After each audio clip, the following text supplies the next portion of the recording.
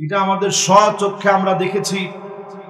আমাদের প্রিয় আল্লামার মতো আলেম আল্লামা দেলোয়ার হোসেন সাইদি রহমতুল্লাহ আলাইহি, যার হাত ধরে মানুষ কালেমা পড়ে মুসলমান হয়েছে, দিনের পর দিন যিনি দিনের দাওয়াত দিয়েছেন, 13টা বছর নির্বিচারে জেলখানায় ওনাকে রাখা হয়েছে।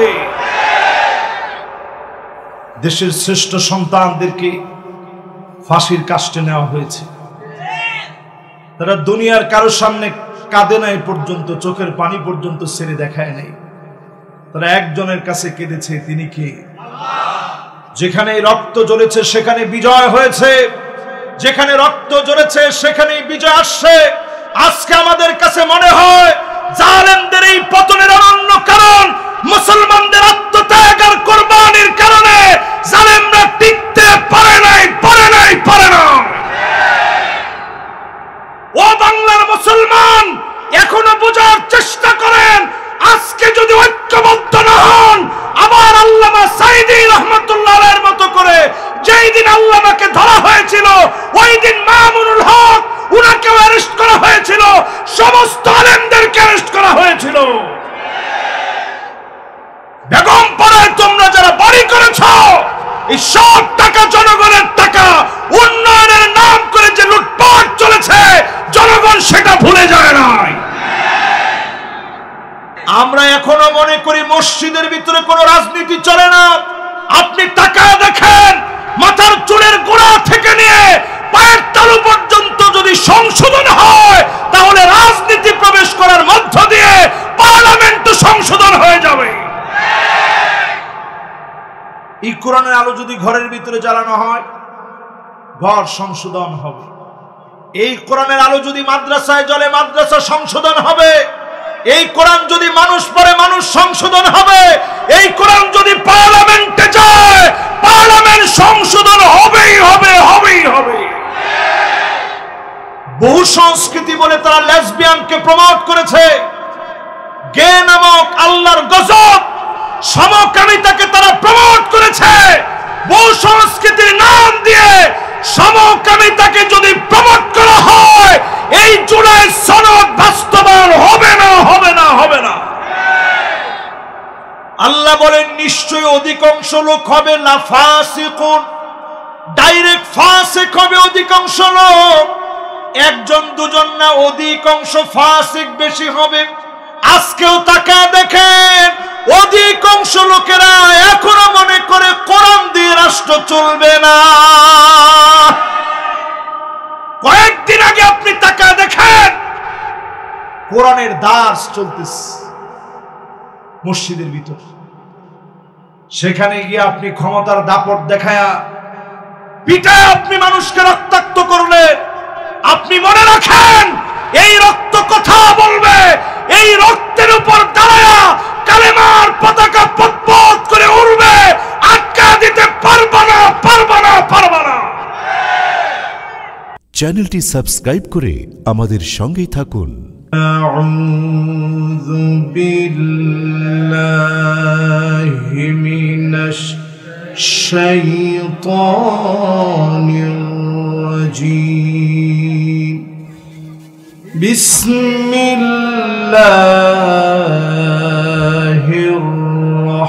রহমানির রহিম। ইয়া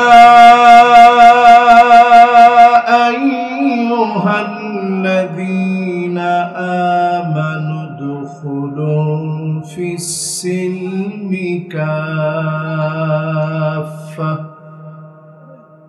ولا تتبعوا خطوات الشيطان إنه لكم عدو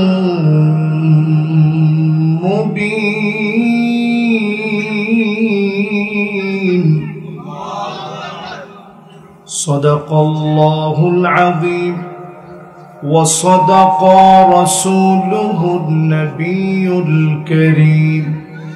ঐতিহ্যবাহী 15তম মরহুম মাওলানা আব্দুর রশিদ রহমতুল্লাহ আলাইহির স্মরণে মালুমঘাট আল হাসনাইন সমাজ কল্যাণ পরিষদের উদ্যোগে আয়োজিত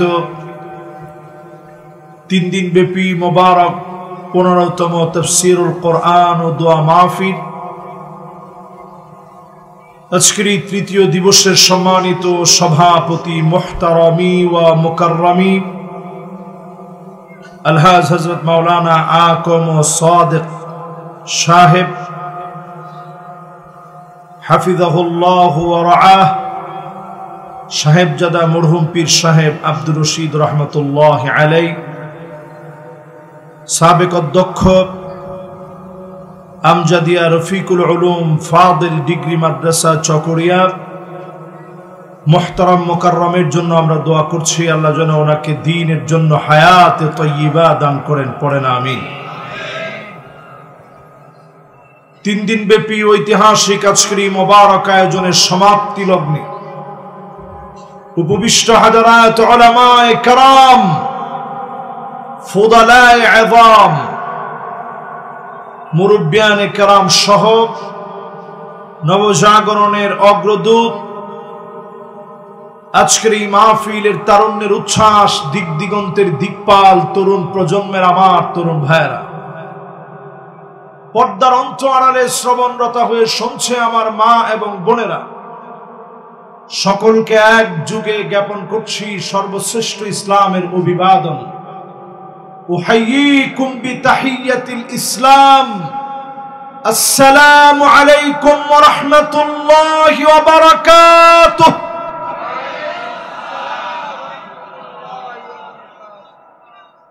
যে মহান মালিক আজকের এই মুবারক মাহফিলে আসার, বসার, বলার, শোনার তৌফিক দান করেছেন, মালিকের আলী শান দরবারে নত শিরে অবনত চিত্তে শুকর গুজারি আদায় করছি। সবাই মিলে পড়ছি কালিমাতুশ শুকর আলহামদুলিল্লাহ। আমার মনে হয় এই সাইডের আওয়াজটা খুব সুন্দর হয়েছে, কিন্তু এই সাইডের আওয়াজটা অনেকটা ঘাটতি ঘটেছে। সবাই মিলে এক যুগে একখানা ডর হরি হন না আলহামদুলিল্লাহ। এখন ঠিক আছে তো আলহামদুলিল্লাহ। এখনো আমি দেখতে পাচ্ছি অনেকে এদিক সেদিক ঘুরে বেড়াচ্ছেন। তৃতীয় রজনী, আজকের শেষ রজনী। খুব বেশি লম্বা সময় আপনাদেরকে আমি কষ্ট দেওয়ার সুযোগ আমার নেই। অল্প সময়ে স্বল্প কথায় আজকে সূরা আল বাকারা এর 208 নং আয়াতে কারিমা আমাকে বলা হলো তাফসীর করার জন্য। আমরা এই আয়াতটাকে ঘিরেই আজকে আপনাদের সামনে কথা বলবো ইনশাআল্লাহ। পড়ে নবীজির নামে একটা বার দুরূদ শরীফ পড়ছি, মনোযোগ সহকারে মহাব্বতের সবটুকু উজাড় করে দিই। প্যারা হাবিবের নামে একটা বার পড়ছি মুহাম্মাদুর রাসূলুল্লাহ সাল্লাল্লাহু আলাইহি ওয়াসাল্লাম। সবাই পড়ছেন? না পড়লে আরেকটা বার পড়েন, মুহাম্মাদুর রাসূলুল্লাহ সাল্লাল্লাহু আলাইহি ওয়াসাল্লাম। যারা যারা বসছেন আমার সামনে 50% শুনে কারা কারা চলে যাবেন হাত উঠা দেখান। ইন শ্রোতা আজকের মাহফিলে না থাকলেও চলবে। আচ্ছা, 50% যদি আপনারা শুনে চলে যান, মাহফিলটা 3 দিন ব্যাপী আজকে শেষ রজনী, সফল না বিফল? বিফল। পুরোপুরি বিফল না হলেও 50% তো বিফল। এবার এই মাহফিলে যারা বসছেন 60-70 নয় 80% পর্যন্ত শুনে কারা কারা বাড়ি যাবেন হাত উঠা দেখান। এই জন্যই 54 বছরে আমাদের তেমন কোনো পরিবর্তন হয়নি। যে জায়গায় কইছে ওই জায়গায় মারছেন।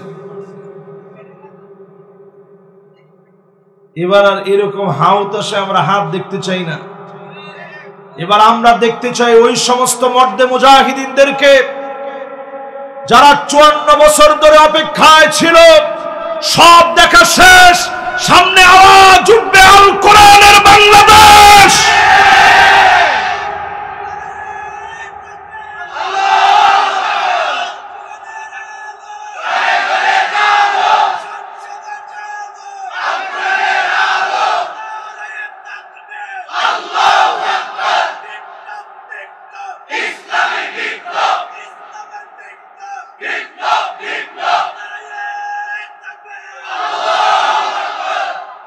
সুবহানাল্লাহ। 16টা বছরে আমার কাছে মনে হয় জালেমরা কিছু নিয়ে যেতে পারে নাই, তাকবীর পর্যন্ত আমাদের গলায় রয়ে গেছে, ঠিক কিনা বলে? কিছু নিতে পারে, পুরোপুরি ব্যর্থ। খাসিরা খুসরানুম মুবিন, ডাইরেক্ট তারা একেবারে ব্যর্থতায় পর্যবসিত হয়েছে। নারায়ে তাকবীরের স্লোগান পর্যন্ত তারা কেড়ে নিতে পারে না। আজকে নারায়ে তাকবীর স্লোগান দিয়ে আমরা প্রমাণ করলাম 80% শুনে আমরা চলে যাব। কত পার্সেন্ট? একখানা ডর হরি হন না, কত পার্সেন্ট? দেখি 100% কারা কারা শুনবেন। বুঝে শুনে হাত তুলেন, কোনো ছুটি নেই কিন্তু, নন স্টপ জার্নি চলবে। দেখি কে কে শুনবেন। পিছনে একজন এখনো হাত উঠে নেয়, ইবার ন থাকিবে বাজে। মাশাআল্লাহ, এবার হাতগুলো নামা।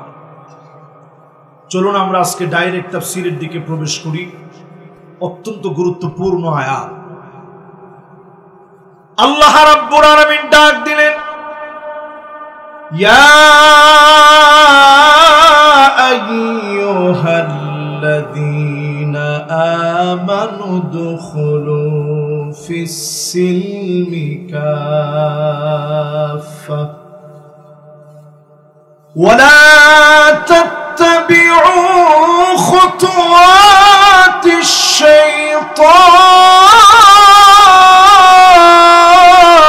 الشيطان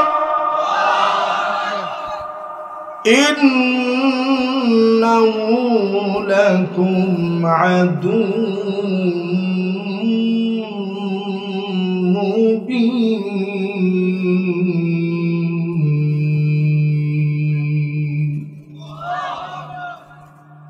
সূরা বাকারার 208 নং আয়াতে কারীমা আমরা তেলাওয়াত করেছি। বলেন কত নম্বর আয়াত? এই আয়াতে কারীমার তাফসীর যদি শুনে যেতে পারেন,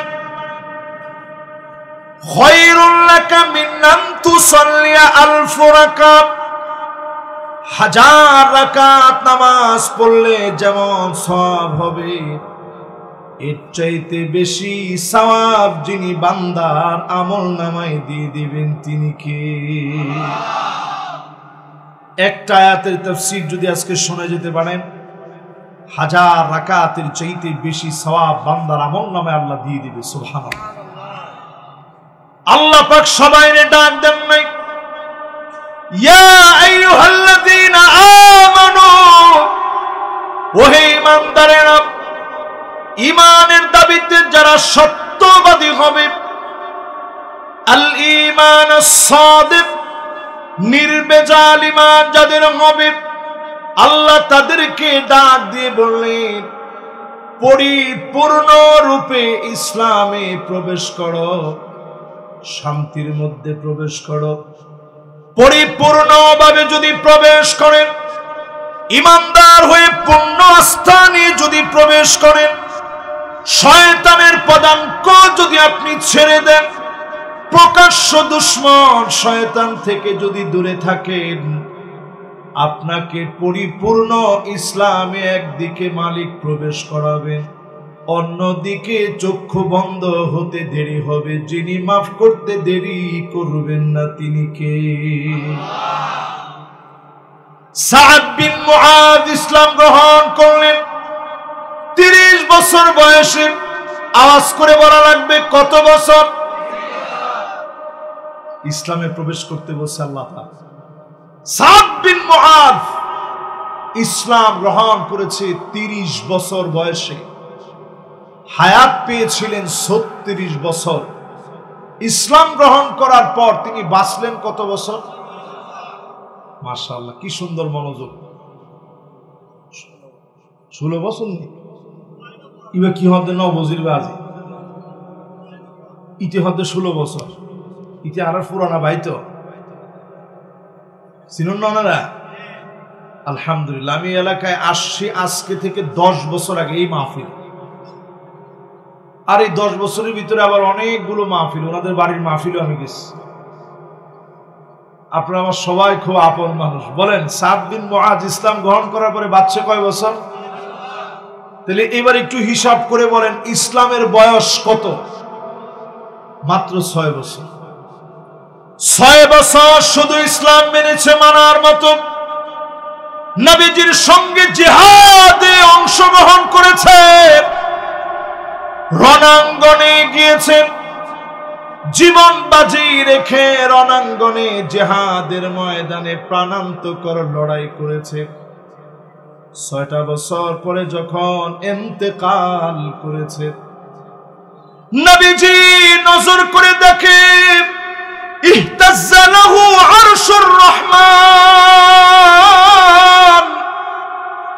আরশে আজিম কেঁপে উঠেছে, আকাশের দুয়ারগুলো খোলা হয়ে গেছে, অজর ধারা রহমত নাজিল হয়ে গেছে।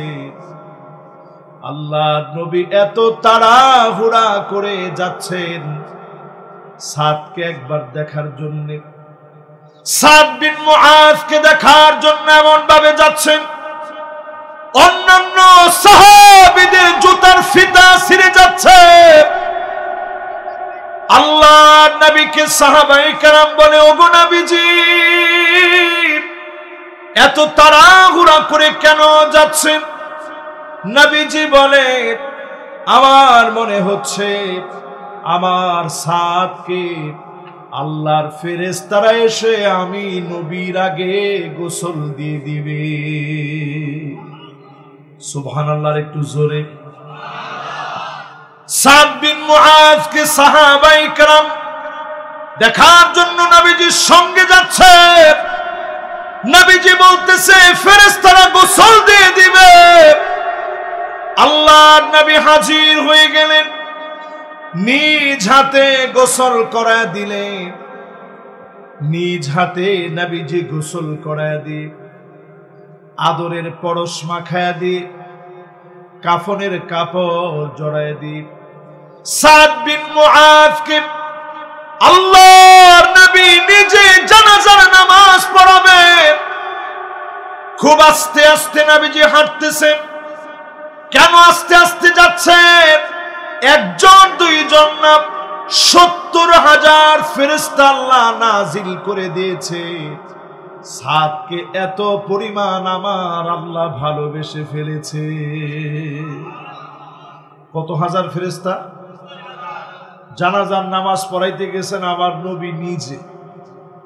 জানাজার নামাজ শেষ হয়ে গেল, নবীজি আমার নিজ হাতে কবরের মধ্যে শোয়া দিলেন। বাপ যেমন সন্তানের কবরের দিকে ফিরে ফিরে তাকায়, বারবার বাপ যেমন কবরের দিকে ফিরে ফিরে তাকায়, নবীজি এইভাবে কবরের দিকে তাকাচ্ছে। হঠাৎ করে কি যেন মনে হয়ে গেল, দুইটা চোখ দিয়ে বেবে পানিগুলা ঝরছে।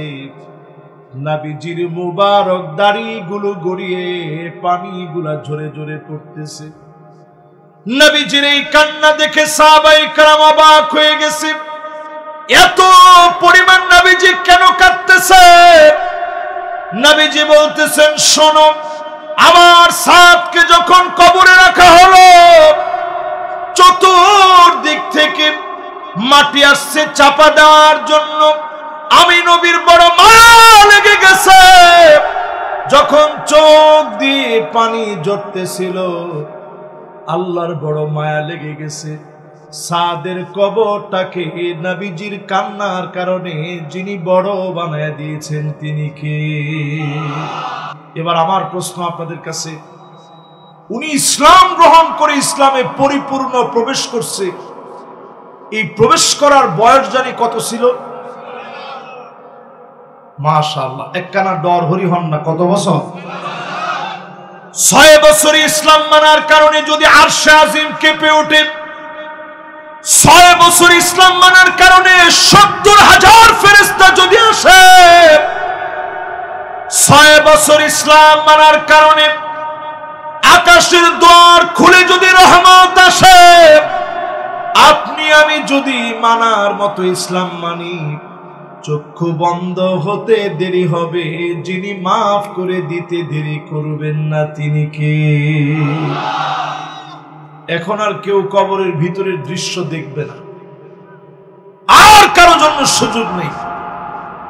যদি কোনো পীর বলে আমি কবরের ভিতরের দৃশ্য দেখেছি, তাহলে এটা ভাউতাবাজি, ভুয়া কথা বলছে।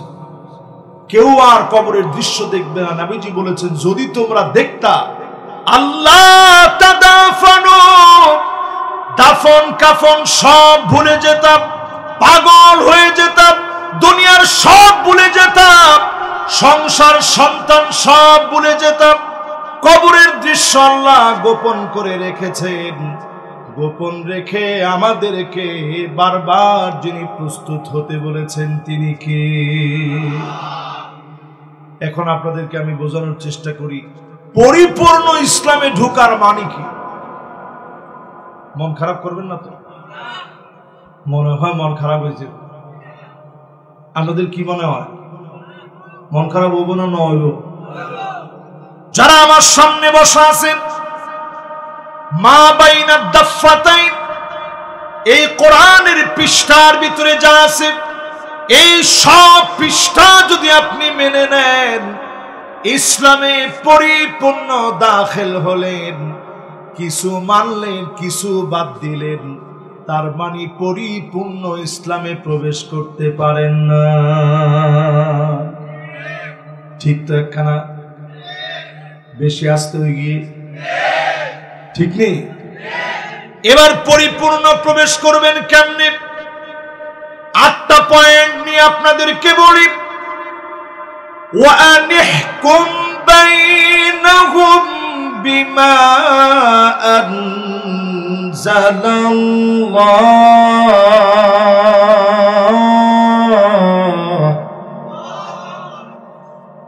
একটা পয়েন্ট করে মুখস্থ করেন।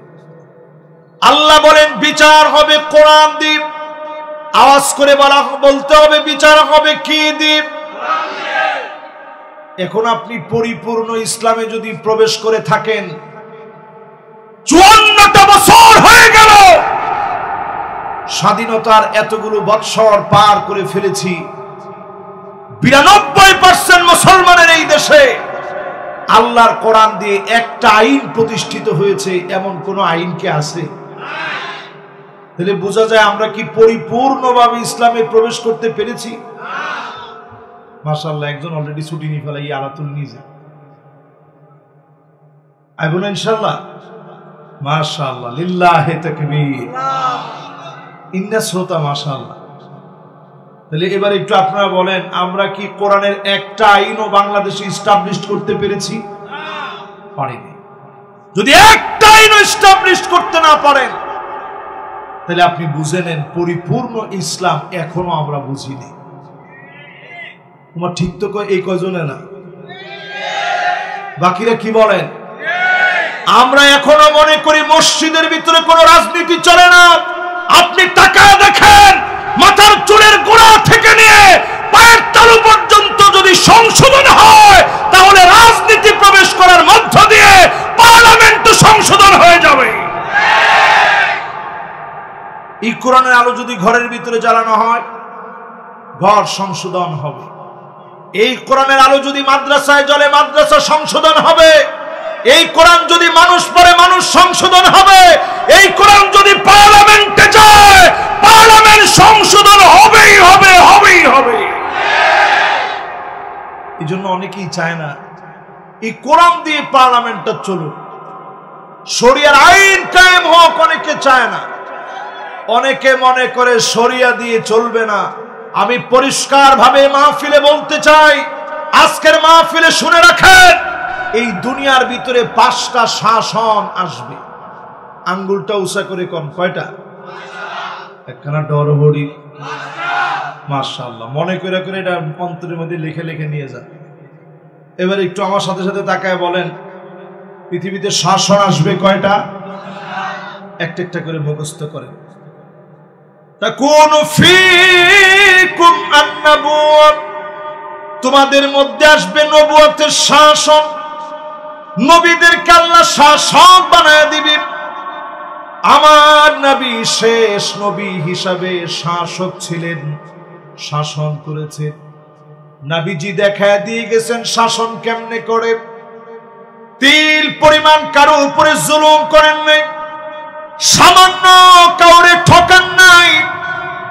আল্লাহর নবী যে বিচার করেছেন অন্য কোনো কিছু দিয়ে বিচার করেন নাই। যে কিতাব দিয়ে বিচার করেছেন কিতাবের নাম কি? আচ্ছা বলেন তো, এই কোরআন আমাদের হাতে এখন আছে না নাই?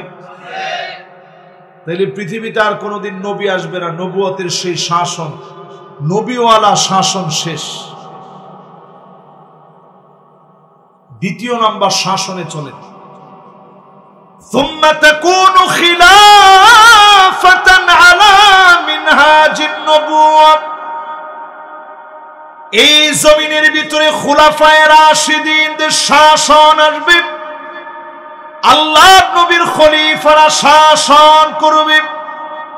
আবু বকর রাদিয়াল্লাহু তাআলা আনহু, ওমর রাদিয়াল্লাহু তাআলা আনহু, উসমান রাদিয়াল্লাহু তাআলা আনহু, আলী রাদিয়াল্লাহু তাআলা আনহু মিলে 29টা বছর শাসন করলেন। হুসাইন রাদিয়াল্লাহু তাআলা আনহুর পূর্ণ সময় নিয়ে 32 বছর 6 মাস শাসন হয়েছে। পৃথিবীর ইতিহাসে সবচাইতে নির্ভেজাল শাসন তখন দেখা দিয়েছে। 1 টাকার দুর্নীতি কেউ করে নাই, কোন খ্রিস্টান প্রমাণ দিতে পারে নাই। 1 টাকার দুর্নীতি হয়েছে কেউ বলতে পারে নাই। আর 16 বছরে আপনাদের এলাকার লোক, নামটা না বললাম,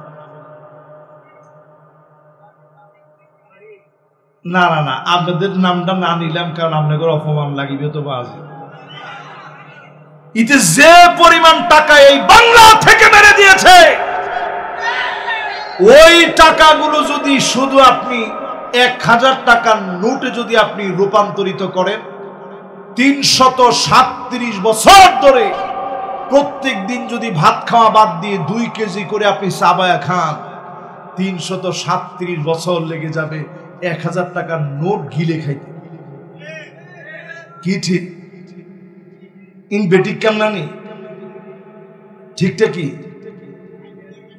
আচ্ছা, এইরকম টাকা খাইছে ঈদের ছিলেন না আপনারা? এবার একটু আপনারা চিন্তা করেন, দেশে কই নিয়ে গেছে তারা।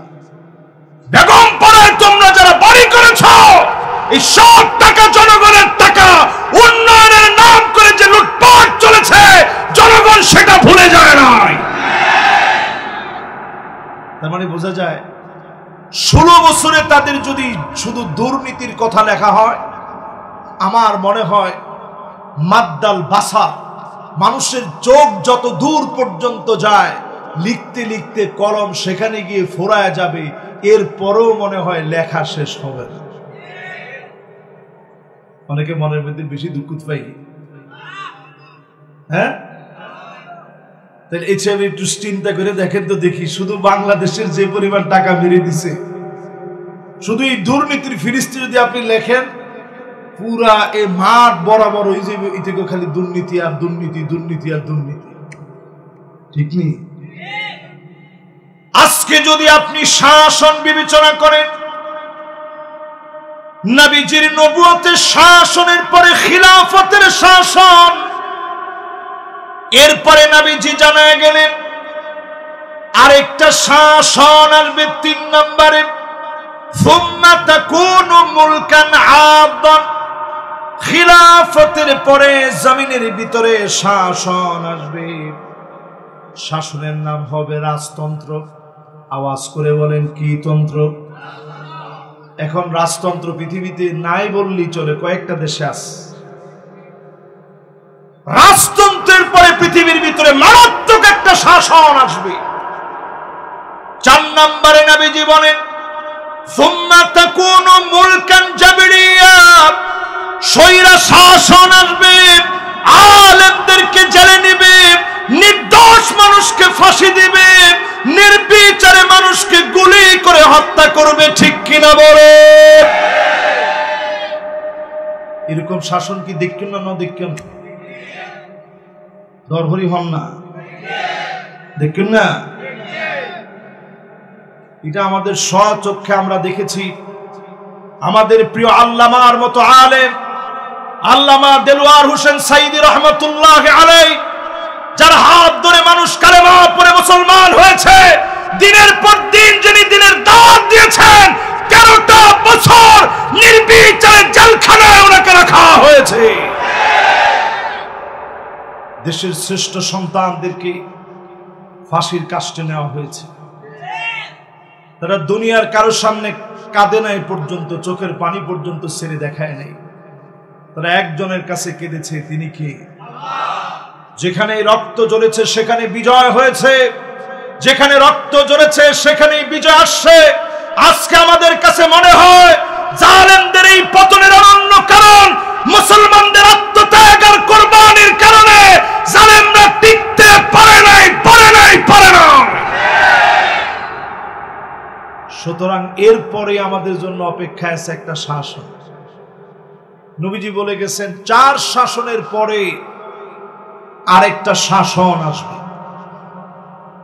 আল্লাহর হাবিব বলছেন সুম্মা তাকুনু খিলাফাতান আলা মিনহাজি নবুওয়াতিন, আবার আল্লাহর কোরআন নবীর সুন্নাহ অনুযায়ী একটা শাসন আসবে। দিক দিগন্তে প্রান্তে প্রান্তে মেঘের কালো আভা সরে যাবে, সূর্য নতুন করে উদিত হবে। আমরা আশা করতে পারি আগামীর সূর্যোদয় হবে আল কোরআনের সূর্যোদয়। যদি এটার সঙ্গে আপনারা ঐক্যমত পোষণ করেন, এখনই অঙ্গীকার নেওয়া লাগবে 8 কাজকে আমাদের সঙ্গী বানায় নিতে হবে পরিপূর্ণ ইসলামে প্রবেশ করতে। কয়টা? জোরে কোন, আরো জোরে। আপনারা কি ক্লান্ত হয়ে গেছেন? একটু জোরে সরে বলেন তো আল্লাহু আকবার। এই 8টা কাজ আজকে আপনাদেরকে আমি দেওয়ার চেষ্টা করব। খুব বেশি সময় না, 10-15 মিনিট একটু কষ্ট দিই, ঠিক আছে না? মনে মনে ঠিক আছে তো ইনশাআল্লাহ? এবার একটা একটা করে আপনারা গুনে গুনে গুনে গুনে হাতে হাতে নেন।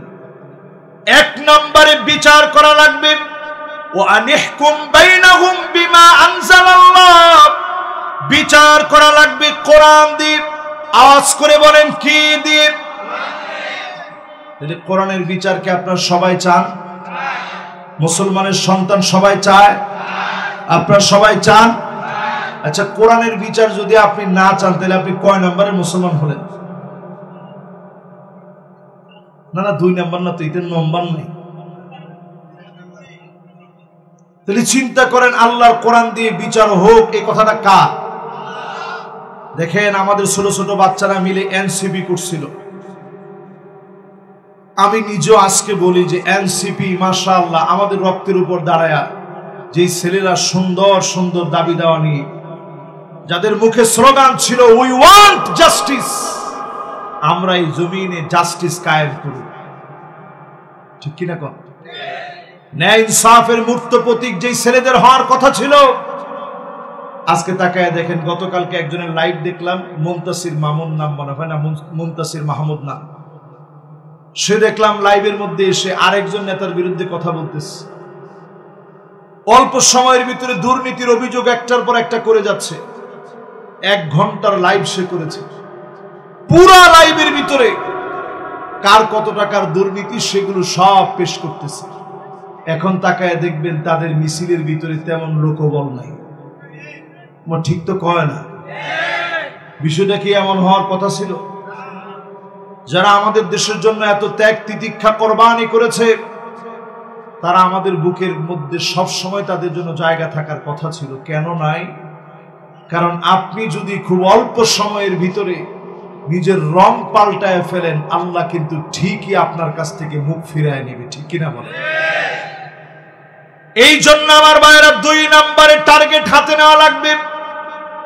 ওয়ালা তাত্তাবি আহওয়াহুম, মন গড়া কোনো নিয়ম চলবে না, মন গড়া কোনো নীতি চলবে না, মন গড়া কোনো বিচার আমরা দেখতে চাই না, ঠিক কিনা বলে?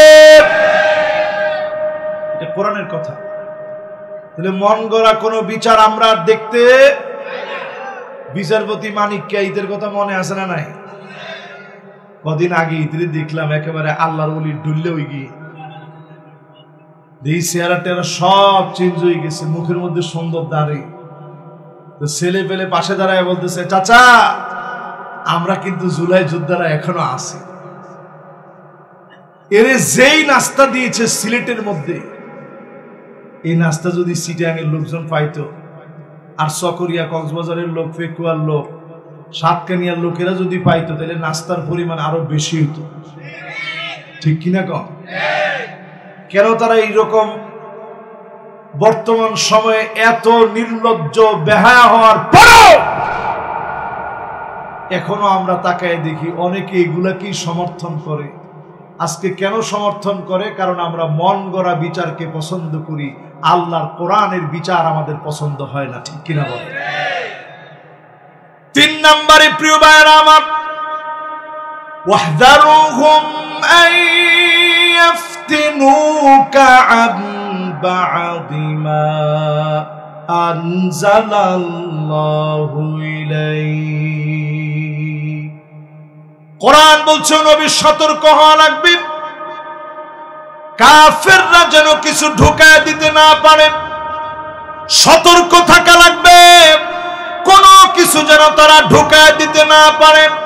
আজকে তাকায় দেখেন, রন্ধ্রে রন্ধ্রে ষড়যন্ত্র করে আমার ইসলামকে তারা ধ্বংস করতে চায়। রন্ধ্রে রন্ধ্রে চক্রান্ত চলতেছে। জুলাই সনদ, এই সনদের রন্ধ্রে রন্ধ্রে কিছু ছোট্ট ছোট্ট ছোট্ট ছোট্ট ফাঁক আছে। এর মধ্যে একটা ছোট্ট ফকর হচ্ছে, তারা সেইখানে লিখছে বহু সংস্কৃতি। বহু সংস্কৃতি বলে ওয়ার্ল্ডের বিভিন্ন দেশে ট্রান্সজেন্ডারকে তারা প্রতিষ্ঠিত করেছে।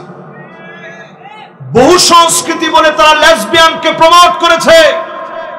গে নামক আল্লাহর গজব, সমকামিতাকে তারা প্রমোট করেছে। বহু সংস্কৃতির নাম দিয়ে সমকামিতাকে যদি প্রমোট করা হয়, এই জুলাই সনদ বাস্তবায়ন হবে না, হবে না, হবে না। এরকম ষড়যন্ত্র এখন দেখবেন চলতেছে, চলবে। এগুলো নিয়ে যদি আপনাদেরকে সজাগ না করি, আল্লাহর আদালতে আমাদেরকে জবাব দিতে হবে। আল্লাহ জানায় দিলেন সতর্ক থাকা লাগবে। আজকে আমি আপনাদেরকে বলবো, মালুমঘাটের ভাইয়েরা সতর্ক থাকবেন। আমরা এমন কোন নেতার নেতৃত্ব মানব না যারা কাদিয়ানীকে মুসলিম ঘোষণা করে না, মুসলমানদের আদর্শ বোঝে না, তারা আমার নেতা হতে পারে না। আমার নেতা তো তিনি হবেন যিনি ইসলামের পক্ষে থাকবেন, সতর্ক থাকবেন, ঢাল হয়ে থাকবেন, আগ্রাসন বিরোধী প্রত্যেকটা কাজের ভিতরে তিনি প্রথম কাতারে থাকবেন। ওই লোকটা হবে আমার আপনার নেতা। ঠিক কিনা বলে? 4 নম্বরে প্রিয় ভাইরা আমার, ফাইন তাওয়াল্লাউ ফাআলাম আন্নামা ইউরিদুল্লাহু আইয়ুসিবাহুম বিবা'দি যুনুবিহি। 4 নম্বরে আল্লাহ রাব্বুল আলামিন জানায় দিলেন, এরপরও যদি ঘাড় তেরামি করে, ঘাড় যদি ঘুরায় নেয়, দিনের দাওয়াত থেকে যদি দূরে সরে যায়, অচিরেই জেনে রাখো আমি আল্লাহ তোমাদেরকে পাকড়াও করব।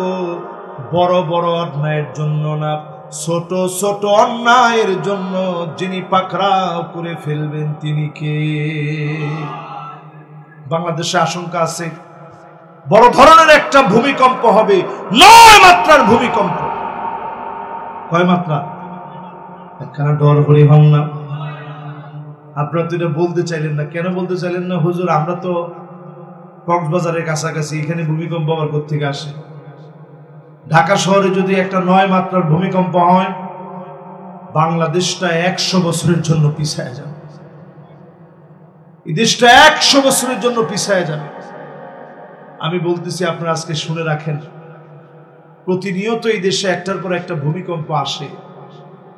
বছরে অনেকগুলো ভূমিকম্প হয়, কিন্তু আল্লাহর কেমন যেন আবার দয়া লাগে, ভূমিকম্পটা আল্লাহ উঠায় নেয়। কেন উঠায় নেয়? ওই যে কিছু গোলাম প্রতিনিয়ত আল্লাহর দ্বীনের কথা বলে, আল্লাহর দ্বীন চর্চা করে, পরিপূর্ণ ইসলামে প্রবেশ করার চেষ্টা করে, হাফেজে কোরআনরা রাত জেগে কোরআন তেলাওয়াত করে, তাহাজ্জুদ গুজারি আল্লাহর গোলামরা আল্লাহর জন্য দাঁড়ায় যায়, তাদের চোখের পানির কারণে আযাব গজব যিনি উঠায় নেন তিনি কে? আওয়ালা ইয়ারাউনা আন্নাহুম ইফতানুনা ফি কুল্লি আমিন মাররাতান আও মাররাতাইন সুম্মা লা ইয়াতুবুনা ওয়ালা হুম ইয়াযাক্কারুন।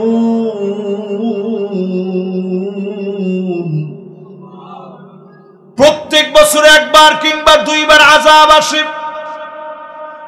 এরপরে আমি আল্লাহ আযাব উঠায় নেই। তোমরা আমার দিকে ফিরে আসো না, তাওবাও করো না। আপনি আমি যদি বেনামাজি থেকে নামাজি হই, আপনি আমি যদি বেপরদা থেকে আমাদের স্ত্রীদেরকে পর্দানিশীল বানাই, হারাম খেতাম হারাম যদি বর্জন করি, ইসলামে যদি প্রবেশ করি, আমার আপনার কারণে আযাব গজব যিনি উঠায় নেবেন তিনি কে? 4 নম্বরে আল্লাহ বলতেছেন, এরপরও যদি ঘাটতেরামি করো অচিরেই আমি আল্লাহ ধরবো। ঘাটতেরামিরে আপনাদের এলাকায় কি বলে? ঘেরা ঘেরা কর। কি হদ্দে? ঘেরা হদ্দে না? আচ্ছা, এরকম ঘেরা আছে না নাই? দিনের দাওয়াত দিলেই যারা মুখ ফিরায় নেয়, আল্লাহ তাদেরকে বলেন, খবরদার, যদি মুখ ফিরায় নেও আমি আল্লাহ অচিরেই ধরব। বারবার ধরতে গিয়েও যিনি ছেড়ে দেয় তিনি কে? করোনা ছিল এই দেশে, মনে আসেনি? কিরকম অবস্থা হয়েছিল একটু চিন্তা করেন। আমি নিজে তারাবির নামাজ পড়তে গেছি মসজিদে, আমাদের নিজেদের আত্মীয় স্বজন যেই মসজিদে তারাবি পড়ায় ওইখানে গেছি। এরপর আমার দেখে বলতেছে, হুজুর আপনার ঢুকতে দেওয়া যাবে? আমি আকাশের দিকে তাকায়া চোখের পানি ছেড়ে দিয়ে বলতেছিলাম, আল্লাহ তারাবি ছাড়া কেমনে থাকি? আমি চলে গেলাম বাসার ছাদের উপরে, সেখানে কয়েকজনকে নিয়ে তারাবি পড়া শুরু করলাম। আমি তাকায় দেখি শুধু আমার ছাদ না, আশেপাশের সব ছাদগুলার উপরে লোকেরা 3 জন 4 জন করে দাঁড়ায়া আল্লাহর কোরআনের তেলাওয়াত করে করে তারাবির নামাজ পড়তেছে। জোরে বলেন আল্লাহ। এই দেশে করোনা এসে তেমন কিছু হয় নাই। কেন হয় নাই? এই জন্য হয় নাই, আল্লাহ পাক এ দেশের মানুষকে বড় ভালোবাসে, অসংখ্য গোলামদেরকে ভালোবেসে যিনি মাফ করে দিয়েছেন তিনি কে? অথচ পরিসংখ্যান বলতেছিল, ডাক্তাররা বলেছিল, বড় বড় চিন্তাবিদরা বলেছিল, গবেষকেরা বলেছিল, জায়গায় জায়গায় লাশ পড়ে থাকবে, ধরার মতো লোক থাকবে না। আমার দেশে এমন হয় না। পার্শ্ববর্তী দেশ ভারতের ভিতরে লাশ পোড়া দিতে না পেরে লাশকে পানির ভিতরে ছেড়ে দিয়েছে, নদীর ভিতরে ভাসায় দিয়েছে। আমার দেশে রহমতের চাদরে ঢেকে অসংখ্য গোলামদেরকে যিনি মাফ করে দিয়েছেন তিনি কে? এই পৃথিবীতে শাসন আসবে কয়টা? 1 নাম্বার নবুয়ত। কে কে কইছেন দেখি নবুয়ত? এই যে মাশাআল্লাহ, আলেম ওলামারা বলে ফেলছে। এবার সবাই মিলে বলেন, 1 নাম্বার শাসন কি? 2 নাম্বারটার নাম কি? লিল্লাহে তাকবীর। এই যে মাশাআল্লাহ, এই দিকের কয়েকজন লোক মুখস্থ রাখছে। এবার সবাই মিলে বলেন, 1 নাম্বারটার নাম কি?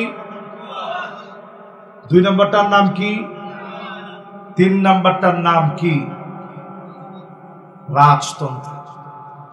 1000 বছর ধরে রাজতন্ত্র চলছে, এখন প্রায় শেষ। 4 নাম্বারটার নাম কি?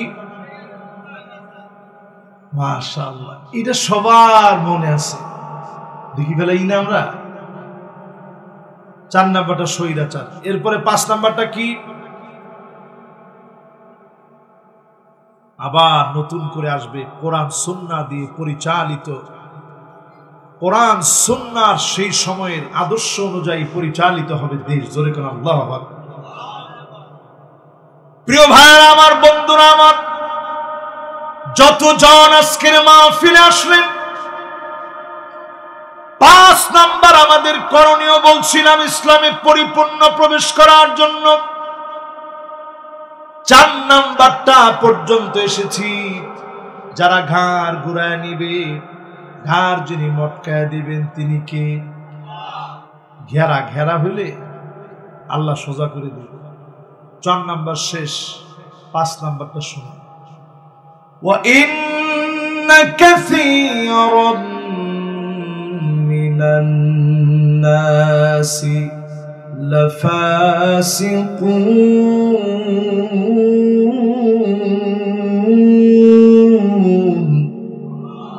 কার কথা? জোরে একটু ডাক দিয়ে বলেন আল্লাহু আকবার। আল্লাহ বলেন নিশ্চয়ই অধিকাংশ লোক হবে লাফাসিকুন, ডাইরেক্ট ফাসিক হবে অধিকাংশ লোক। 1 2 না, অধিকাংশ ফাসিক বেশি হবে। আজকেও তাকায় দেখেন, অধিকাংশ লোকেরা এখনো মনে করে কোরআন দিয়ে রাষ্ট্র চলবে না। ঠিক নেই? অধিকাংশ লোক মনে করে আরে কোরআন দিয়ে কি রাষ্ট্র চলে নাকি? এক সময় মহিলারা মনে করতো কোরআন দিয়ে আবার রাষ্ট্র চলে কেমনে। এখন মা বোনদের ভিতরে যে গণজোয়ার উঠছে, আমার মনে হয় এদেশের নারী পুরুষ মিলে এক কথা বলবে, আল্লাহর কোরআন দিয়ে রাষ্ট্র চলবে ইনশাআল্লাহ। মা বোনদেরকে এখন আর বুঝায় সুবিধা করা যাচ্ছে না। আগে এক সময় মা বোনদেরকে বোঝানো হইতো, আর এই সমস্ত মোল্লা মৌলবী এরা যদি কোরআন দিয়ে রাষ্ট্র চালায় উপায় কি হবে। এখন সবাই বুঝতে শিখেছে, আল্লাহর কোরআন দিয়ে যদি রাষ্ট্র পরিচালিত হয়, এই দেশের চিত্র পাল্টে যাবে। শুধুমাত্র পার্লামেন্ট পাল্টাবে না, অলিতে গলিতে চাঁদাবাজি, দান্দাবাজি, দর্শন, ছিনতাই, রাহাজানি সব বন্ধ হয়ে যাবে। এই জন্য এখনই সময় কোরআনের দিকে আসা। জোরে বলেন কোন দিকে আসা? আওয়াজ করে বলেন কোন দিকে আসা? আল্লাহ বলেন এই নাফারুম মিনান নাস, 2-3 জন বিরোধিতা করবে তা বলে নাই। ফারাদুম মিনান নাস বলেন নাই।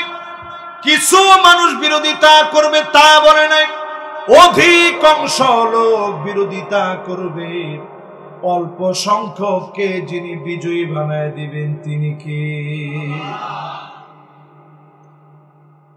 এবার ছোট্ট 2টা উদাহরণ নেন হাদিস থেকে। মাদ্রাসার তালিবুল ইলম যারা আছেন, অনেকের টাইম লম্বা হয়ে গেলে মাদ্রাসার গেট বন্ধ হয়ে যাবে। হুজুররা ইনশাআল্লাহ আপনারা আজকে একটু কষ্ট করে ছাত্রদেরকে সময় দেন, একসাথে তাদেরকে নিয়ে যান, পরের ইনশাআল্লাহ। এবার আপনারা মনোযোগটা আমার দিকে দিয়ে হিম্মত নিয়ে মাহফিল থেকে ওয়াদাবদ্ধ হন। অধিকাংশ লোক আল্লাহর কোরআনের বিরুদ্ধাচরণ করলেও আপনি বিরুদ্ধে যাবেন না। অল্প সংখ্যক দিয়ে যিনি বিজয় দান করবেন, বিজয় দিবেন তিনি কে? আল্লাহ।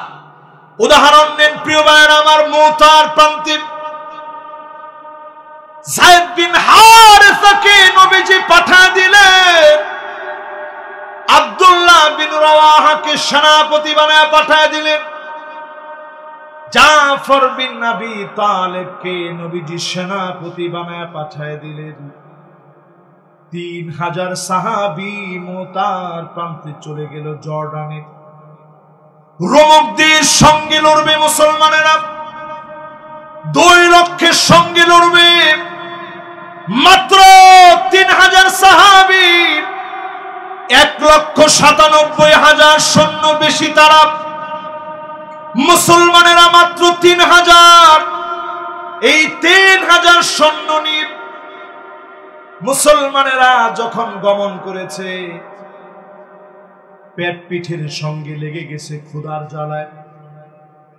পেশাব করলে রক্ত আসে, পেশাব বন্ধ হয়ে গেছে। প্রচন্ড তৃষ্ণার্ত, পিপাসার্ত হয়ে গেছে।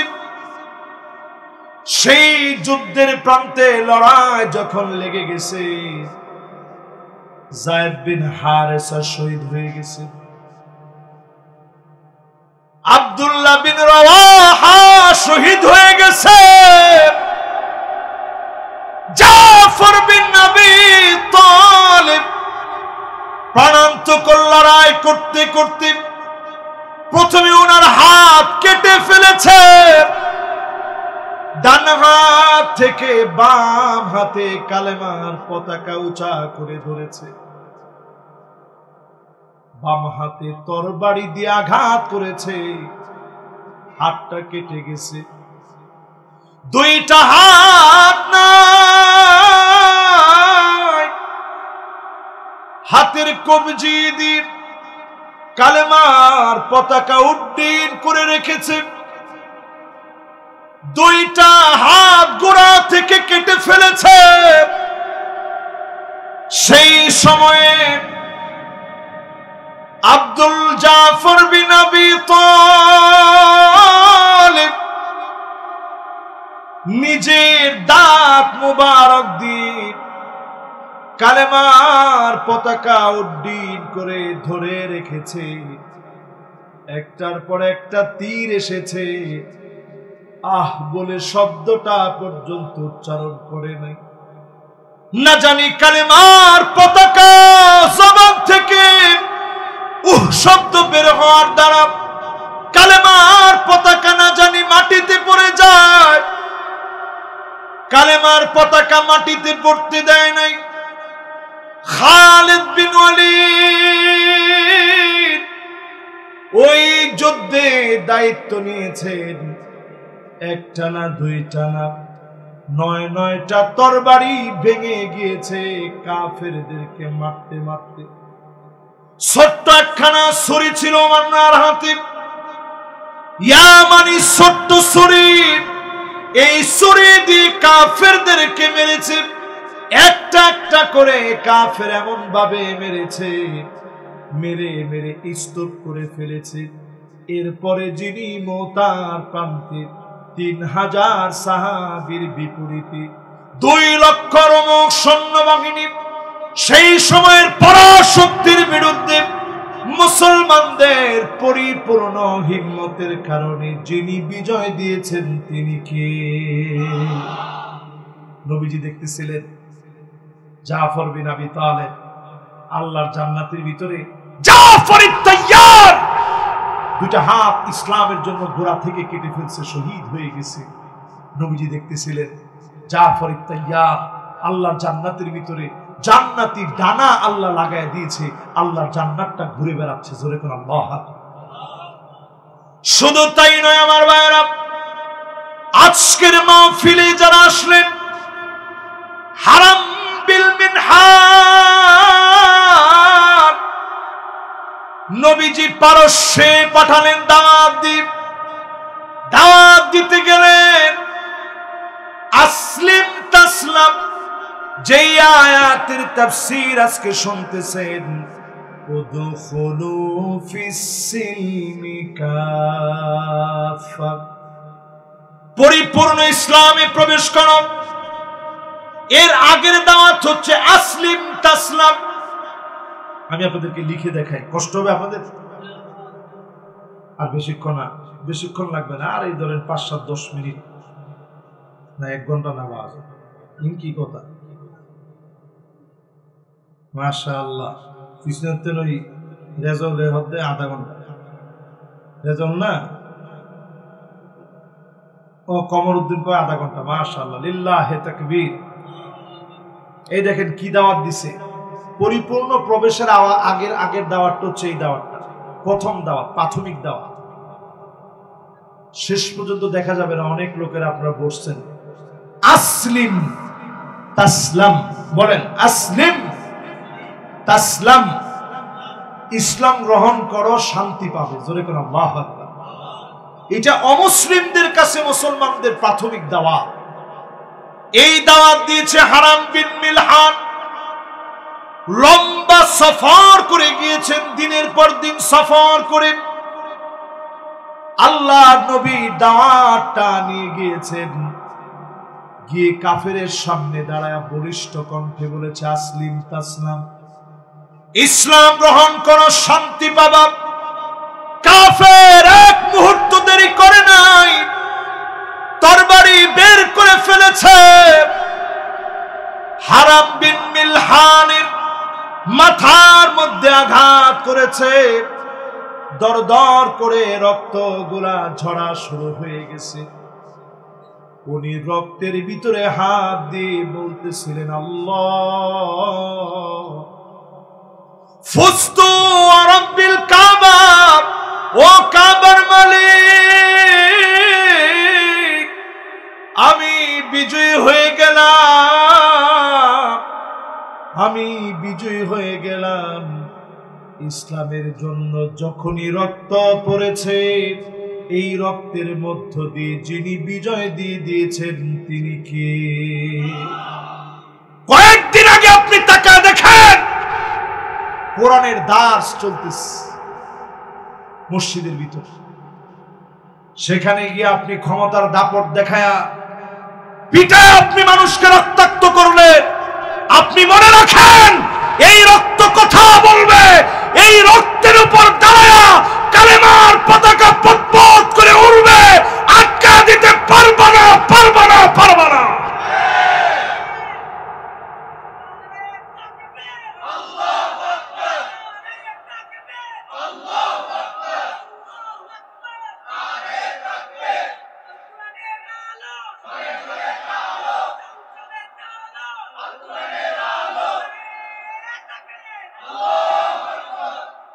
এই যে আমরা অনেক সময় মনে করি মারতে পারলেই জিতে গেলাম, হারাম বিন মিলহান বুঝাই দিয়ে গেছে মেরে জিততে পারে নাই, বরং মরে জিতেছে। ঠিক কিনা বলে? প্রিয় ভাইয়ারা আমার, যতজন আমার সঙ্গে আছেন, এখন 6 নম্বরে পরিপূর্ণ ইসলামে প্রবেশ করার জন্য মুনাফিকি বাদ দেওয়া লাগবে। তোমার ঠিক তো কয় না? মুনাফিকি কেমনে করে একটু বুঝাই দেয়। আমাদের দেশে খালি আমরা মনে করি মাশাআল্লাহ মাদ্রাসা ছাত্ররা মনোযোগ আসেনি, মাদ্রাসা ছাত্ররা এখন চিন্তা করতেছে হুজুর ইশারা দিলেই চলে যাও। মাশাআল্লাহ, লিল্লাহে তাকবীর। না আর বেশিক্ষণ না, আমিও শেষ দিকে চলে আসছি ইনশাআল্লাহ। আর অল্প একটু আপনার মনোযোগী হন ইনশাআল্লাহ। আল্লাহ যেন এই মাহফিলটাকে কামিয়াবি দান করেন, করেন আমিন। 6 নম্বরে প্রিয় ভাইরা আমার, আফা হুকমাল জাহিলিয়াতি ইয়াবগুন।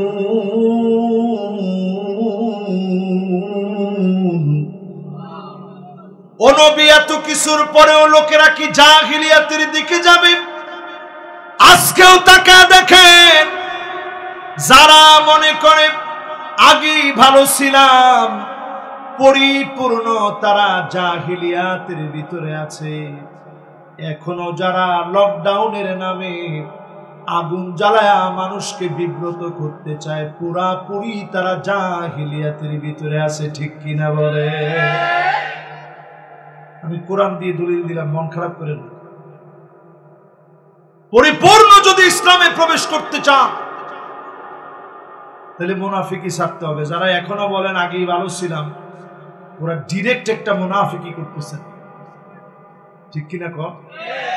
চায়ের দোকানে বসে দেখবেন বলবে যে আগেই ভালো ছিলাম, দুই একজন তখন পাশ থেকে বলবে ঠিকই কইছস, আগেই ভালো ছিলাম, ইতিরে চা আরেক কাপ দিই, বিল আমি দিব।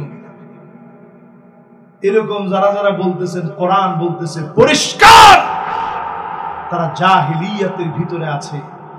আপনি জুলুম দেখেন নাই, কি পরিমাণ জুলুম হয়েছে। এমন অনেক ভাই ছিল বিগত 16 বছরে একদিনের জন্য ঘরের ভিতরে ঘুমাইতে পারে না, 16 মাস যেতে পারে নাই। আপনার লজ্জা এখনই ভেঙে গেছে। 16টা বছর জুলুমের শিকার হয়েছে অসংখ্য গোলাম। জসিমউদ্দিন রহমানী বাংলাদেশের প্রথিতযশা একজন আলেম দ্বীন, ওনার আপন ভাইকে ধরে নিয়ে গেছে বলার জন্য যে বল, তোর ভাই নিজে এই দলটা আবিষ্কার করেছে, আনসারুল্লাহ বাংলা টিম তোর ভাইয়ের দল। সে বলল যে আস্তাগফিরুল্লাহ, আমার ভাই এরকম কোন দলের নাম আমি জিন্দেগিতে শুনিনি, আমার ভাই এরকম দল করবে প্রশ্নই আসে না। ওনারে ধইরা নিয়া এমন ভাবে টাইট করে বেঁধে রাখছে, কালো কাপড় দিয়ে। কিছুদিন পরে তার ভাইয়ের কানের ভিতরে পোকা হয়ে গেছে, এবং এই পোকা হওয়ার পরে এইভাবেই তার ভাই মৃত্যুবরণ করছে। একটা দুইটা দিন না, দিনের পর দিন তিনি জেলখানায় ছিলেন। তার ভাগিনা, তার শ্যালক সবাই একজনের পর একজনকে ধরে ধরে আনছে, শুধু প্রমাণ করার জন্য যে তিনি আনসারুল্লাহ বাংলা টিম বানাইছেন। অনেক সময় দেখবেন অনেকে চিন্তা করেন যে কি অপরাধ করছে। একটা লোকের অপরাধ যদি আপনি চিন্তা করেন কি অপরাধ তার সঙ্গে করেছে, আপনি আর এটা বলতে পারবেন না কি অপরাধ করছে। এরকম অপরাধের ফিরিস্তি যাদের, তাদের পক্ষে যদি আপনি সাফাই গান, আপনি মনে করেন আগেই ভালো ছিলেন, এটা পরিষ্কার পাক্কা মুনাফিকি, ঠিক কিনা বলেন? এরপরে আমার ভাইরা 7 নম্বর শুনেন, ওমান আহসানু মিনাল্লাহি হুকমা, আল্লাহর হুকুমের চাইতে সুন্দরতম আর কোন হুকুম হতে পারে না। আর একটু আস্তে করে না, সৌন্দর্যগুলো প্রকাশ করে, কারণ এইগুলো প্রকাশিত হয়ে গেলে মানুষ বুঝে নিবে অন্য কোনো কিছু দিয়ে জাস্টিস কায়েম করা সম্ভব নয়, শান্তি আর নিরাপত্তা সম্ভব নয়। একমাত্র শান্তি নিরাপত্তার কিতাবের নাম কি? এই জন্য আল্লাহ রাব্বুল আলামিন 8 নম্বরে জানায়া দিলেন, লিকাওমিন ইউকিনুন, বুঝবে তো কেবলমাত্র তারা যারা পরিপূর্ণ রূপে আত্মসমর্পণ করবে। ইয়া আইয়ুহাল্লাযীনা আমানু দুখুলু ফিস-সিলমি কাফা, পরিপূর্ণ রূপে যারা ডুববে তারাই কেবল বুঝবে, আর তারা শয়তানের পদাঙ্ক বাদ দিয়ে দিবে। শয়তান তোমাদের জন্য প্রকাশ্যে দুশমন। এই জমিনের বুকে 10টা কারণে দোয়া কবুল হয় না। আওয়াজ করে বলেন কয়টা কারণ? 10টা কারণের ভিতরে একটা কারণ এমন, ওয়া আনতুম তারিফুন আন্না শাইতান আদুকুম, সবাই আমরা জানি শয়তান আমার আপনার জন্য নিকৃষ্ট দুশমন। প্রতিনিয়ত তারপরেও শয়তানের দিকে আমরা যাই, শয়তানের পদাঙ্ক অনুসরণ করি। শয়তানের 3টা চাবি আছে, জোরে বলেন কয়টা? আরো জোরে কয়টা? এই 3টা চাবি আজকে একটু বোঝার চেষ্টা করেন, দেখেন কার কার মধ্যে আছে। ইদাস্তাকসারাল ইনসানু বিনাফসিহি, আপনার আমলগুলোকে শয়তান বড় বানায় দিবে। মাঝে মাঝেই বলবে ইমাম সাহেবের কাছে এসে, ইমাম সাহেব একটা লোকেও তাহাজ্জুদ পড়ে না, আমি কিন্তু তাহাজ্জুদ ছাড়ি না। 70-80 রাকাত তাহাজ্জুদ পারলে বেশি বলি হুজুরদের চাইতে। ইনজল্লা আছে না নাই? এটা শয়তানের 1 নাম্বার চাবি। যে বেশি বলে যে আমি খুব ইবাদত করি, আমি খুব বুজুর্গ, আপনি তারে বলবেন যে শয়তানের 1ম চাবির মধ্যে তুমি ধোঁকায় পড়ে গেছো। 1 নাম্বার চাবিটা হইতেছে ইবাদতের কথা মানুষের কাছে গিয়ে গিয়ে বলবে, আহারে আজকে জামাতের সাথে নামাজটা পড়লাম, কয়টা মুসল্লি, আমি কিন্তু কোনো সময় জামাত ছাড়ি না, জামাত করি। এই যে আপনি আরেকজনকে গিয়ে খবরটা দিচ্ছেন, শয়তানের 1ম চাবিটা সফল হয়ে গেছে। তাহলে হুজুর বলবো কেমনে? বলার কি কোনো সিস্টেম আছে? কেমনে বলবেন? আজকে নামাজ আল্লাহ তাআলা পড়ার তৌফিক দিয়েছেন, খুবই আফসোস লাগলো মাত্র 5 জন আমরা। যদি পুরা মসজিদটা মুসল্লি দিয়ে ভরে যেত। এটা শয়তানের ধোঁকা থেকে আপনি বের হতে পারছেন, জোরে করে আল্লাহু আকবার।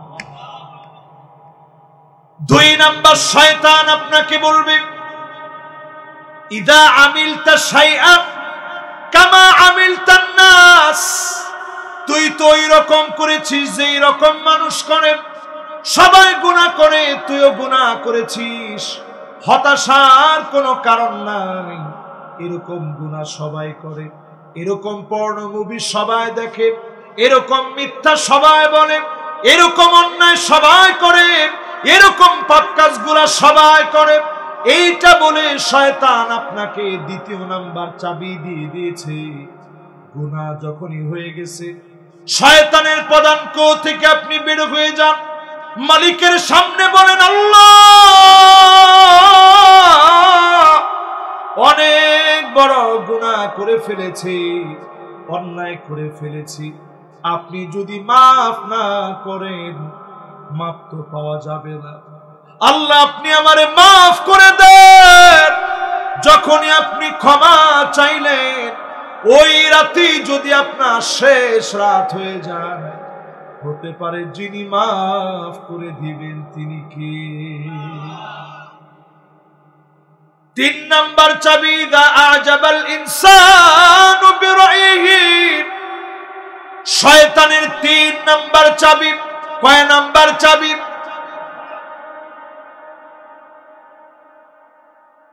কোন প্রশ্ন আসেনি? কোন প্রশ্ন আসেনি? মাশাআল্লাহ। তাহলে এবার 3 নাম্বারটা একটু মিলিয়ে দেখেন। 3 নাম্বার চাবি হচ্ছে নিজের সবচেয়ে বড় মনে করা। এটা আমাদের ভিতরে এখন আসে না? নাই। আমি সবচেয়ে বড় বক্তা, আবার এটা কাইটা লাগাই দেন না, খবর। আপনি যদি মনে করেন নিজে নিজে, আমি মনে করি যে আমি সবার চেয়ে বড় বক্তা, এরকম বক্তা বাংলাদেশে এখন তৈরি হচ্ছে ইদানিং। শয়তানের 3 নাম্বার চাবি এমন ভাবে লেগে গেছে। আপনি যদি মনে করেন আমি সর্বপ্রথম বলেছি, আমি সর্বপ্রথম করেছি, আমি একমাত্র দিনের কাজ করি, অন্য কেউ কোনো কাজ করে না, শয়তানের 3 নাম্বার চাবি আপনার উপর কাজ হয়ে গেছে। এরকম লোক এখন সমাজের ভিতরে আছে না নাই? এই যে তাবলিগ জামাতের মেহনতের সাথী ভাই যারা আছেন, এখানে আছেন না? কে কে আছেন দেখি, একটু হাত তুলে তো দেখি। মাশাআল্লাহ, টান টান করে হাত তুলুন, লিল্লাহে তাকবীর। এবার হাতগুলো নামান। 1 নাম্বার চাবি শয়তানের প্রথম চাবি। সেই চাবিটা কি? শয়তান চাবি দিয়ে বলে তোর আমলের কথা আরেকজনের বল। 2 নাম্বার চাবি কারো মনে আছে? 2 নাম্বার চাবিটা কি? যেরকম গুনাহ তুমি করতেছো সবাই করে, কাজেই গুনাহ করো, কোনো অসুবিধা নেই। শয়তানের 2 নাম্বার চাবি। 3 নাম্বার চাবি, শয়তান আপনাকে বুঝাই দিবে তোমার চাইতে বড় আবার কি। তখনই আপনি যারে তারে যা ইচ্ছা তাই বলবেন। মাইক পেলে আপনি ভুলে যাবেন এই মাইক আল্লাহর দেওয়া একটা প্রদত্ত নেয়ামত। এই মাইকে উঠে যা ইচ্ছা তাই ওয়াজ করবেন না। আমরা বাংলাদেশে এমনও বক্তা দেখেছি লাভ দিয়ে চেয়ারের উপর উঠে গেছে, আজকে ওয়াজ করব। বাংলাদেশে এমনও বক্তা আমরা দেখেছি মাইক থেকে যারে যা ইচ্ছা অকথ্য ভাষায় তাই বলতেছে। গাঁজাখোর! এটা মাইকে বলার কথা না। অন্তত এই শেষ সময়ে এসে কাঙ্ক্ষিত বাংলাদেশের ওয়াহদাতুস সুফুফ, ওয়াহদাতুস সাফ এক কাতারে আসার আগ মুহূর্তে এখন আর গালাগালির সময় নেই। আমি আজ থেকে 10 বছর আগে এখানে একটা গল্প বলছিলাম, কারো মনে আছে কিনা জানি না। এই মাঠেই কি মাহফিলটা হয়েছিল? আচ্ছা, কে কে ছিলেন ওই মাহফিলে দেখি? মাশাআল্লাহ, ক্যামেরাম্যান যে ছিল সে আছে, আর একজনও ছিলেন না। এর মধ্যে তো অনেক লোক, মাশাআল্লাহ, এর মধ্যে অনেক লোক চলে গেছে দুনিয়া থেকে বিদায় নিয়ে, ঠিক না? 10 বছর অনেক লোক হয়তো বিদেশ চলে গেছে। আমি একটা উদাহরণ প্রায় সময় দিতাম, এই মাহফিলে দিয়েছিলাম। সেটা হচ্ছে বনের ভিতরে বলদ ছিল 3টা। কয়টা? প্রথম বলদটাকে খাওয়ার আগে লাল আর কালো বলদের সঙ্গে সে সন্ধি চুক্তি করেছে বাঘ, তোমাদের দুজনের সঙ্গে সন্ধি করতে চাই, এক কাজ কর, তোরা মিলে সাদা বলদকে মেরে খেয়ে ফেল। বলতেছে আস্তাগফিরুল্লাহ, কি কর? এটা কিন্তু কোরআন হাদিস না, একটা গল্প। এটা কি কোন আমরা কেমনে মেরে খাই? এক কাজ করেন, আপনি মেরে খেয়ে ফেলেন মহাশয়, আমরা কিছু বলবো না। এক জাতীয় ভাই, আমরা কেমনে মেরে খাই, আপনি খান। প্রথম দিন শেষ, সাদা বলদ। বনের মধ্যে বলদ আর বাকি আছে কয়টা? 2টা। দ্বিতীয় দিন আসছে কালো বলদের কাছে, এসে বলে তোর নাকি কোনো কালা, সাদা তো একটা কালার ছিল, তোরটা তো কোনো কালারই না। এক থাবা দিয়ে কালোটারের শেষ। পরের দিন আসছে লালটার কাছে, এসে বলতেছে তোরে খাইতাম সবার আগে, কিন্তু খাই নাই, আগে একটা ঐক্য ছিল, ওই ঐক্য ভেঙে এখন তোরে খাওয়ার জন্য আসছে। এবার লালটা বলতেছে ঠিক আছে ভাই, আমি জানতাম তুমি আমারে খাবা, আমি পাহাড়ের উপরে উঠে একটা কথা বলে নেমে আসি, তারপরে তুমি আমারে খাও। ওই লাল বলদ পাহাড়ের উপরে উঠে বলতেছিল উকিল তুই ইয়াউমান উকিলা থাউরুল আবিয়াদ, ওই দিন আমাকে খেয়ে ফেলা হয়েছে, যেই দিন সাদা বলদকে খেয়ে ফেলা হয়েছে। ও বাংলার মুসলমান, এখনো বোঝার চেষ্টা করেন, আজকে যদি ঐক্যবদ্ধ না হন, আমার আল্লামা সাঈদী রাহমাতুল্লাহ আলাইহির মতো করে যেই দিন আল্লামাকে ধরা হয়েছিল, ওই দিন মামুনুল হক উনাকে অ্যারেস্ট করা হয়েছিল, সমস্ত আলেমদেরকে অ্যারেস্ট করা হয়েছিল। যদি এখনো বুঝতে বাকি থাকে, সামনের দিন আসবে এমন আপনি আমি ইখতিলাফ করতে থাকবো, ঠিক, আমার আপনার গর্দান কেটে দিবে, টুপি কোন জায়গায় পড়বে ওই ইখতিলাফের সময় থাকবে না মুসলমান। এজন্য সময় থাকতে থাকতে ইখতিলাফ ভুলে গিয়ে আগামীর বাংলাদেশ গড়ার জন্য আলেমদের ঐক্যবদ্ধ হওয়া লাগবে, এর কোনো বিকল্প নেই। তিনটা অপশন নবীজির সামনে আল্লাহ তাআলা দিলেন। এটা বলার মধ্য দিয়ে যদি আমি বিদায় নেই, আপনারা কষ্ট পাবেন? মাশাআল্লাহ, 3টা অপশন নবীজির সামনে আল্লাহ তাআলা দিলেন। 1 নাম্বার অপশন দেওয়া হলো কুল হুয়াল কাদিরু আলা আন ইয়াবআসা আলাইকুম আযাবান মিন ফাওকিকুম, ও নবী আযাব আসবে উপরের দিক থেকে, আপনার উম্মত উল্টা পাল্টা করলে উল্কি পিণ্ড পড়বে, আগুন পড়বে, শিলা পড়বে, বড় বড় পাথর খণ্ড গুলা ভেঙে ভেঙে পড়বে, আযাব গজব দিয়ে শেষ হয়ে যাবে। নবীজি কান্না শুরু করলেন, আয় আল্লাহ তাআলা, জীবনে কোনোদিন উম্মতের দেখি নাই, এই উম্মতকে এত বড় আযাব দিন না। নবীজির কান্নার কারণে আল্লাহ পাক 2 নাম্বার অপশন দিলেন, আও মিন তাহতি আরজুলিকুম, ও নবী পায়ের নিচ থেকে আযাব আসবে, ভূমিকম্প হবে, টর্নেডো হবে, ঘূর্ণিঝড় হবে, এমন কি ভূমি ধস হয়ে যাবে। ফালিয়ারতাকিবু ইনদা যালিকা রিহান হামরা, বাতাসের সঙ্গে আগুন আসবে, কাতারে কাতারে মানুষগুলা মারা যাবে। নবীজির মন নরম হয়ে গেছে, আল্লাহ আপনি আমার উম্মত রে এত বড় আযাব দিয়েন না, জীবনে কোনোদিন উম্মতের দেখি নাই, এত বড় আযাব দিয়েন না।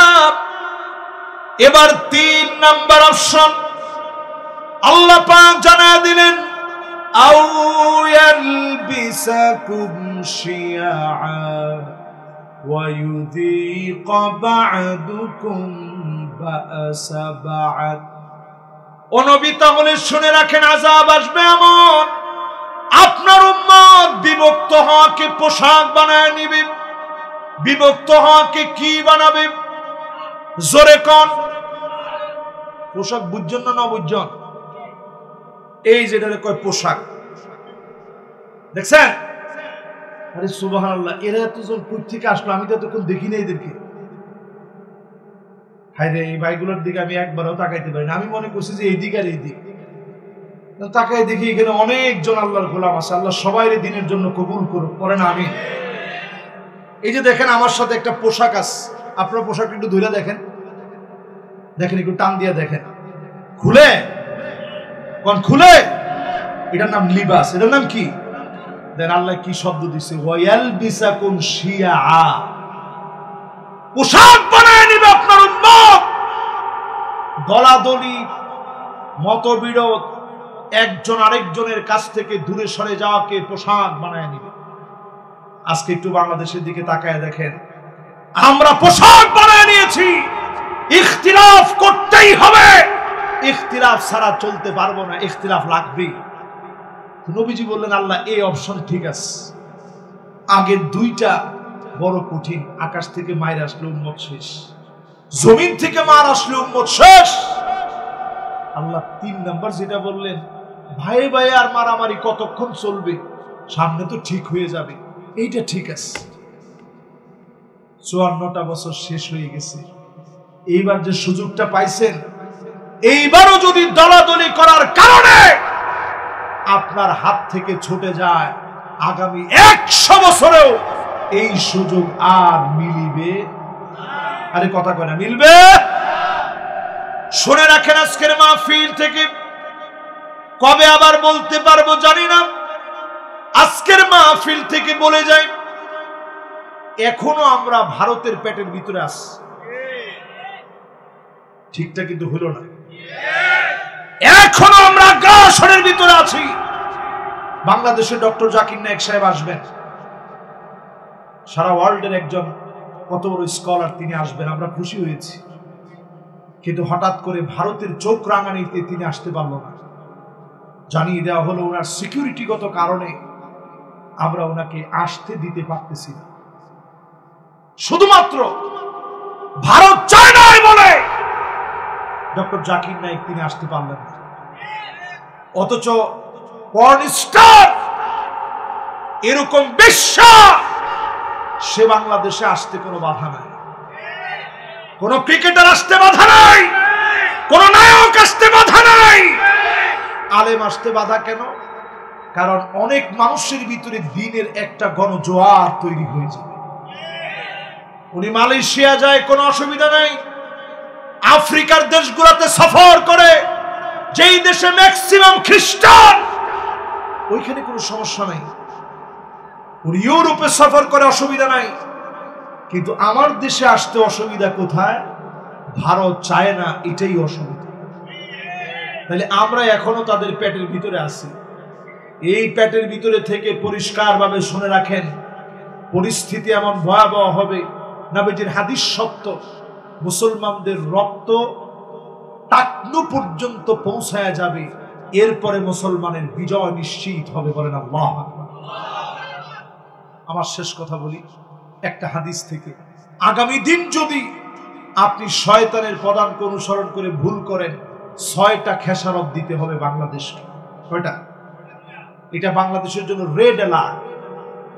এই হাদিসটা বললে অনেকে আমার উপর রাগ করবেন, আমি কি বলবো?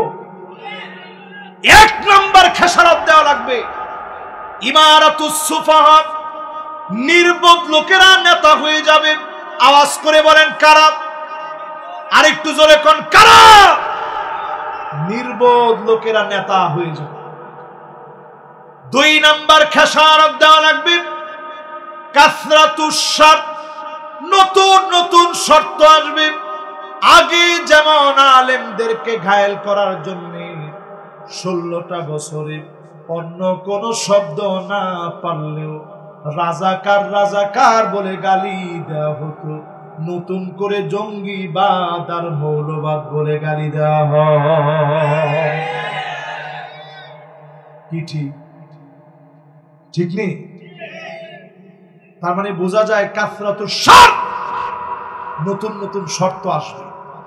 এই আলেমদেরকে গায়েল করার জন্য আগে বলা হতো রাজাকার, এখন বলা হবে মৌলবাদ আর জঙ্গিবাদ। আপনি বুঝে নিবেন প্রতিহিংসা শুরু হয়ে গেছে। ঠিক নেই? আরে ঠিক না হয় কেমন? আমার রসুলের কথা। ৩ নাম্বার খেসারত দেওয়া লাগবে, বিয়াউল হক, টাকার বিনিময়ে মামলা বাণিজ্য হবে। বিয়াউন মানে বিক্রয় হবে, ক্রয় বিক্রয় করা হবে।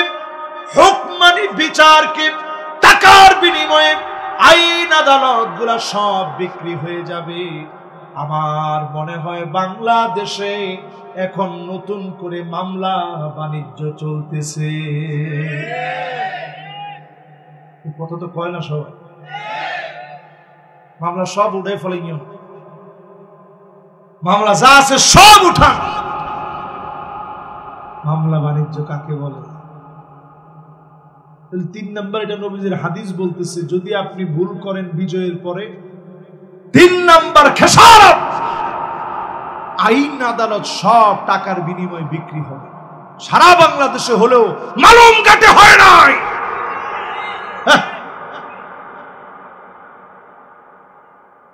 একজনকে আরো বেশি ইউজ ইতিরে সিঁড়ি ফেলান তাড়াতাড়ি। এবার একটু চিন্তা করেন, এটা রাসূলের হাদিস না, তার মানে এগুলো সব দেখতেছি না আমরা চোখের সামনে। 4 নম্বরে প্রিয় ভাইয়েরা আমার, নবী আলাইহিস সালাতু ওয়াস সালাম বলছেন ইস্তিগফাফাম বিদাম, চতুর্দিকে রক্তের বন্যা বয়ে যাবে, এটাকে বলা হয় গৃহযুদ্ধ। সুদানে যেরকম চলতেছে এরকম একটা গৃহযুদ্ধের পূর্বাভাস বাংলাদেশে দেখা যাচ্ছে। এজন্য আল্লাহর কাছে আজকে থেকে পানাহ চেয়ে নেন, আমরা গৃহযুদ্ধ দেখতে চাই না। আল্লাহ এই জমিনে অনেক রক্ত ঝরেছে, এই জমিনে আল্লাহ দ্বীনকে আপনি বিজয়ী বানায় দেন, পড়ে না আমি। এরপরে নবীজি বলছেন 5 নম্বরে কাতিয়াতুর রাহিম, আত্মীয়তার সম্পর্ক ছিন্ন হয়ে যাবে, ভাই ভাইরে চিনবে না। আপন ভাই হওয়ার পরেও সামান্য জায়গা জমির জন্য নিজের দল এখন ক্ষমতার মুখোমুখি, এই জন্য আরেক ভাইয়ের সম্পদ লুণ্ঠন করে কেড়ে নিন। ঠিক নেই? ঠিক নেই? 6 নম্বরে প্রিয় ভাইয়েরা আমার, আকাল্লুহুম ফিকহান, যাদের বুঝ নাই, যারা নির্বোধ, এই রকম নির্বোধদেরকে ক্ষমতা দেওয়া হবে। এখনো তাকায় দেখেন, নির্বোধ ব্যক্তিগুলা এখনো ক্ষমতার চেয়ারে বসে আছে, ঠিক কিনা বলে? যে আলেমরা রক্ত দিয়েছে 5ই আগস্ট, এত জুলাই সনদ করা হইল, আলেমদের নামগুলা কোথায়? যে আলেমরা রক্ত দিল, যে আলেমদের শাপলা চত্বর সাক্ষী হয়ে 5ই আগস্টের বিজয় ছিনিয়ে আনার ক্ষেত্রে আল্লাহর রহমত নাজিল হলো। কোটা আন্দোলন এটা তো ছোটখাটো বিষয়, এর চাইতে কত বড় বড় আন্দোলন পকেটের ভিতরে বইরা তারা এরকম নিয়ে ফেলছে। কোথায় কোটা আন্দোলন? এগুলা কবে পকেটের ভিতরে চলে যেত। কিন্তু আল্লাহ চেয়েছে এমন একটা ইস্যু দিয়ে পরাজয়টা হবে, মানুষ তাকায় বলবে আল্লাহু আকবার, কেমন সম্ভব? তাই তো এই জন্য যতজন আমার সামনে বসা আছেন, রাগ গোসা করেন না আমার উপর। শেষ কথা বলি আপনাদেরকে, বাংলাদেশটা যদি আবার ঠিক করতে চান, একটা সুযোগ আল্লাহ তাআলা আপনাদেরকে আমাদেরকে দিয়েছে। এই সুযোগটা আল্লাহর রাস্তে কাজে লাগান, মেহেরবানি করে নিজেদের বুঝকে উন্মুক্ত করুন। প্রশ্ন করুন, আমি একজন মুসলমান, আমি তো শুধুমাত্র কেবলমাত্র কোন পদের জন্য দল করতে পারি না, আমি দল করা লাগবে কেবলমাত্র কার জন্য? সেই বুখারীর শেষ হাদিসটা শোনায়া, সেই বুখারীর একটা হাদিস শোনায়া শেষ করতে চাই। হাদিসের মধ্যে আছে লা ইউকাল্লিমুহুমুল্লাহ, আল্লাহ সেদিন কথা বলবেন না, ওয়ালা ইউযাক্কিহিম, দয়া দেখাবেন না, ওয়ালা ইয়ানজুরু ইলাইহিম, আল্লাহ তাকাবেন না। কার দিকে?